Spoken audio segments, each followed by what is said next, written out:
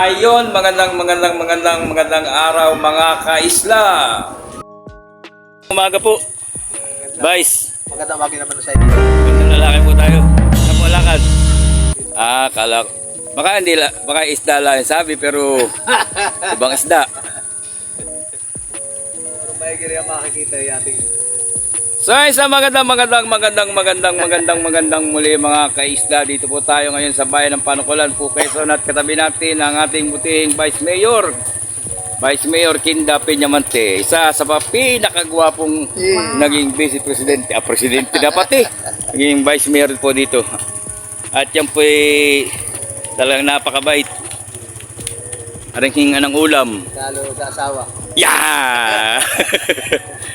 So yun, maraming salamat po at tayo nakapasyal dito kay Teddy. Hindi na yata natutulog. Ay hanggang ay may ilaw pa yung flashlight niya. Di ba nagbubong? Ano ba ito? Hindi, itong gagay mo, tindahan, bahay, rest house. Bahay-bahayan. Ay di may ano yan, may second floor. Ay, lalagyan ko lang naman yun.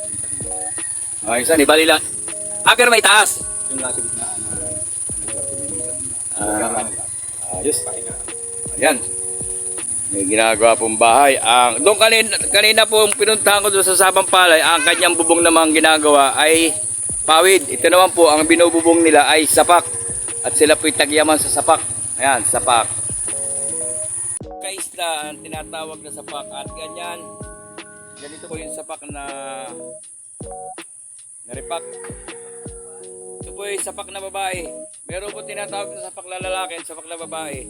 Ang kaibahan po ng sapak na lalaki ay yung dulo po nito ay masyadong mahaba. Yung po sapak na babae ay medyo malimit siya. Manipis. Ayan, ganyan po katibay. Kaisla, ito po ay sapak na ito. Pag nabubungan lahat, ang estimated po na piraso ay nasa 2,400 to 2,500. Gaano po karami na yun?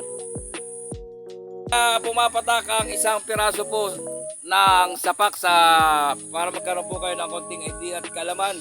7 po ang isa. Sa ngayon po, kung 7 times 2,400 ay yun po magiging kabuang halaga niya. Pakilagay na lang po sa comment section. So ay maraming salamat po sa inyong pagpapaunlak at nagagantong naman ang puto. Maraming salamat po. At kung bago pa lang kayo sa aking Facebook Reels, Ronald Evangelio po, at sa aking TikTok, Ronald Evangelio TV, pakipasyan na rin po ang aking YouTube channel, Ronald Evangelio TV. So ayun, maraming salamat po mga kaisla. Magang-maga pa lang, abala na ang mga kamanukan. Ayan, dito po yung mayaman sa pang-ulamin. May nabili na. Tama na ang pagbablog. So ayan mga kaisla, maraming salamat po. At may nabili na lang po to. Ilan buso? 3.20. Ay, bakit hindi puto? Puto ko tsinta. May kasamang niyog. Gusto mo niyog? Ayaw. Lang bariya. 20 lang. Kaisla, ito po yung tanawin. Ito po yung sa may Sabang Palay. Ito sa may Pantalan Luma.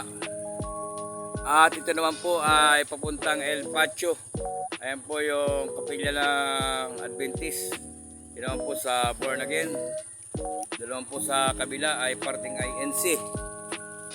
Maraming salamat po.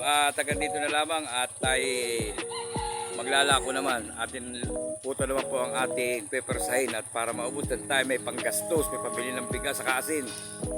So yun, maraming salamat po.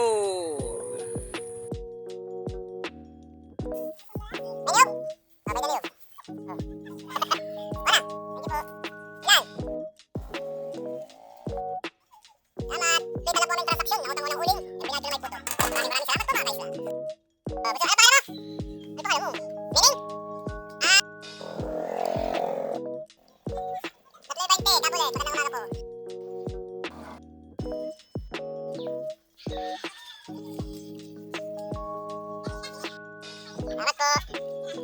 Ay mga kaisla, ondoy na po tayo sa mga ikarto na. Ay, go na. Ayan, ano mga kaisla, May isda, may karne, may itlog. Pwede to. Makakahuli tayo ng pulis at mga nagtataka sa akin. Walang sasakyan yan, na motor parts.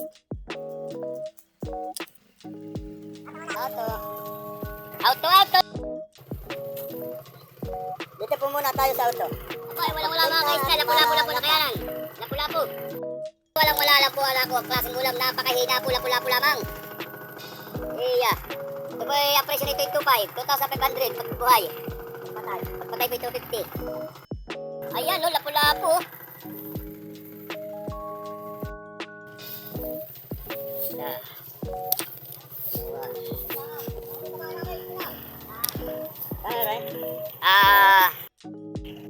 Salamat po.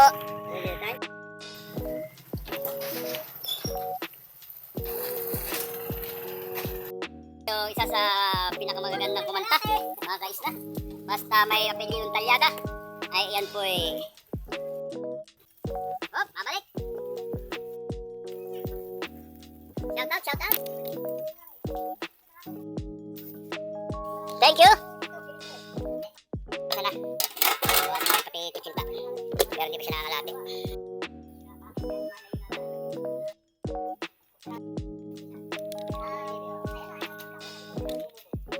Guys, na susunod nating pupunta naman ay sa may Fishport. May palengke. Update ko kayo kung ano naman ang palengke. Kuchinta po to! Oh, kaganda ng tanim. May mga gulay.